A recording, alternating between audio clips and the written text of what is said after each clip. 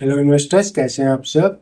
आज हम लोग एक तगड़ी स्मॉल कैप कंपनी के बारे में बात करेंगे। ऑटो एंसिलरी कंपनी है बेसिकली, लेकिन इसकी अपनी ही एक मोनोपोली है। स्पेशली एक्सपोर्ट मार्केट की बात करें तो काफ़ी डेडिकेटेड कंपनी है, एक ही सेगमेंट में है। ये कंपनी की जो मेन एसकेयू है वो बेसिकली जो इंजन में वॉल्व या रिंग्स या पिस्टन्स जो होते हैं, कंपनी ये बनाती है, राइट। इसके अलावा कोई और मेजर एसकेयू नहीं है।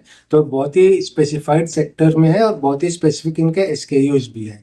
और ये कंपनी काफी हद तक अपने रेवेन्यू का एक big chunk, almost around 15 to 20%, ये एक्सपोर्ट मार्केट से भी कमाती है, राइट। तो कंपनी का नाम जैसे आपको दिख रहा है, श्रीराम पिस्टन एंड रिंग्स है। स्मॉल कैप कंपनी है, ऑटो एंसिलरी सेक्टर में है। और इसकी जो मार्केट कैप है अराउंड 10,100 के करीब इसकी मार्केट कैप है। कंपनी की जो एसकेयू है, जैसे मैंने ऑलरेडी कहा है, देख लेते हैं। जैसे आपके स्क्रीन में दिख रहा है, पिस्टन पिंस वगैरह हो गए जो बेसिकली इंजिन में काम आते हैं। पिस्टन रिंग्स हो गया, इंजन वॉल्व हो गया, ये कंपनी के मेन एसकेयूज है। और कंपनी की रेवेन्यू कहाँ से आती है? ऑलमोस्ट इसकी 19% ऑफ द रेवेन्यू आती है एक्सपोर्ट मार्केट से। और ओईएम जो है, ओरिजिनल इक्विपमेंट मैन्युफैक्चर, जो ओरिजिनल कार मेकर्स है, उनके लिए वो जो इंजन के जो प्रोडक्ट्स बनाते हैं, इंजन रिंग पिस्टन्स वगैरह, वो 51% कॉन्ट्रीब्यूट करती है।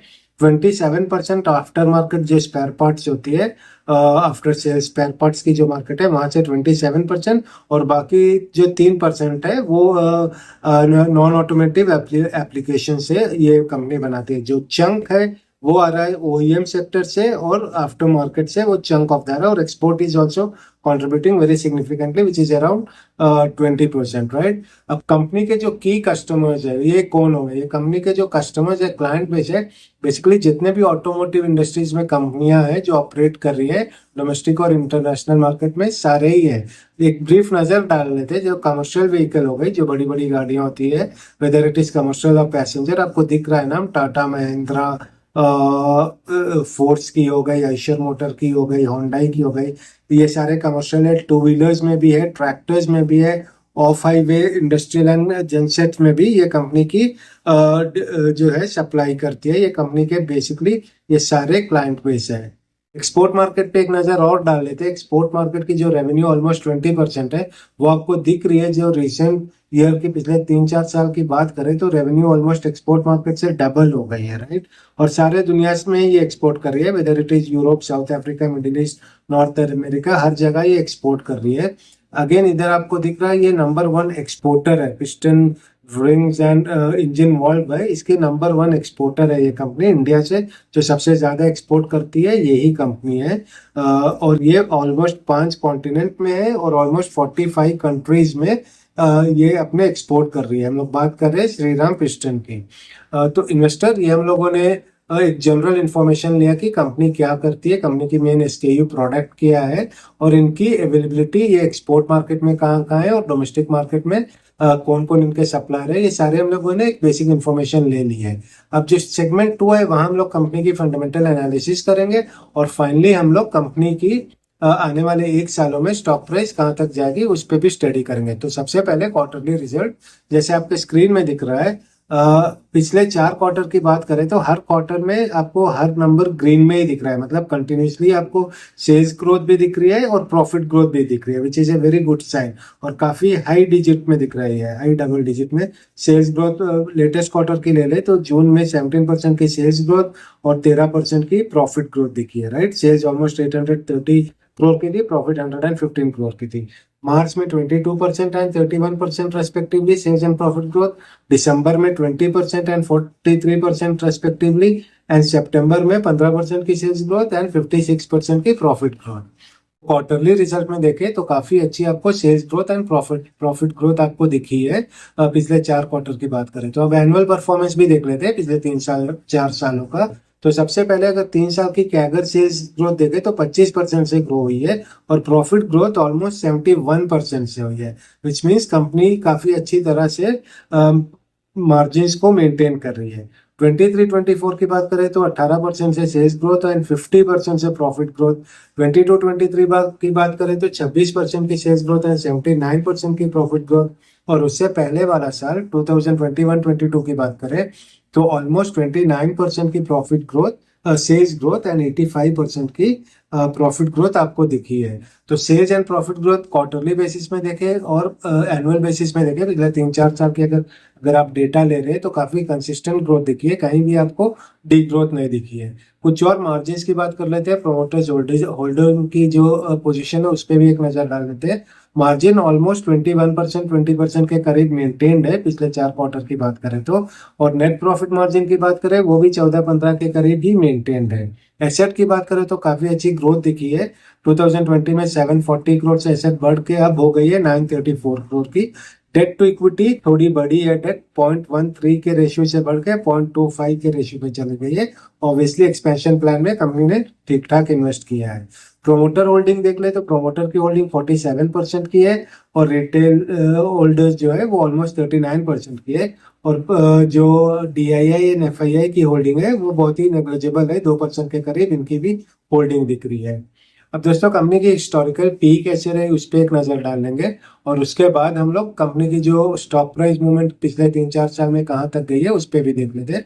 सबसे पहले पीई, इंडस्ट्री की पी ऑलमोस्ट 35% पे, P35 पे है जो इंडस्ट्री की पी है, और इस कंपनी की जो करंट पी है वो 22 पे है, राइट।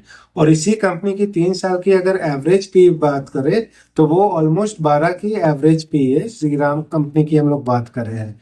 तो पी काफी कंफर्टेबल पोजीशन में, इंडस्ट्री के कंपैरिजन करें तो अभी भी पी में एक्सपेंशन की काफी स्कोप दिख रही है। अब स्टॉक प्राइस की बात कर ले, पिछले 3 सालों में ये कंपनी ने काफी हेवीली रिवॉर्ड किया है, ऑलमोस्ट 70% के कैगर से इन्वेस्टर को रिवॉर्ड किया है। करेंटली स्टॉक प्राइस 2310 की है, और वही 2020 में देखे तो ऑलमोस्ट 200 रुपीज की ये स्टॉक ट्रेड कर रही थी, जो अभी बढ़ के 2300 के करीब चल रही है। तो इन्वेस्टर्स काफी अच्छे तरह से इस कंपनी ने अपने इन्वेस्टर को रिवॉर्ड किया है, and I hope going forward अगर इसी तरह से एक्सपोर्ट मार्केट को और ज्यादा कैप्चर करती रही और डोमेस्टिक मार्केट में भी इसने अपने एक्सपेंशन प्लान को इम्प्लीमेंट किया और भी डिस्ट्रीब्यूशन इसकी बढ़ी, तो आने वाले सालों में भी इस कंपनी की परफॉर्मेंस टॉप लाइन और बॉटम लाइन में अच्छी होने की फुल प्रोबेबिलिटी है। और उसी तरह से therefore the stock price will move in tandem as well along with in line of sales and profit.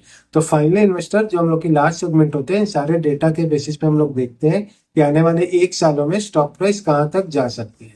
तो सबसे पहले 3 साल की अगर एवरेज डेटा हम लोग ले ले, जहां पी रेशियो जो एवरेज पे थी वो 12 की एवरेज पे थी, और प्रॉफिट ग्रोथ जो थी पिछले 3 साल की वो 71 की थी।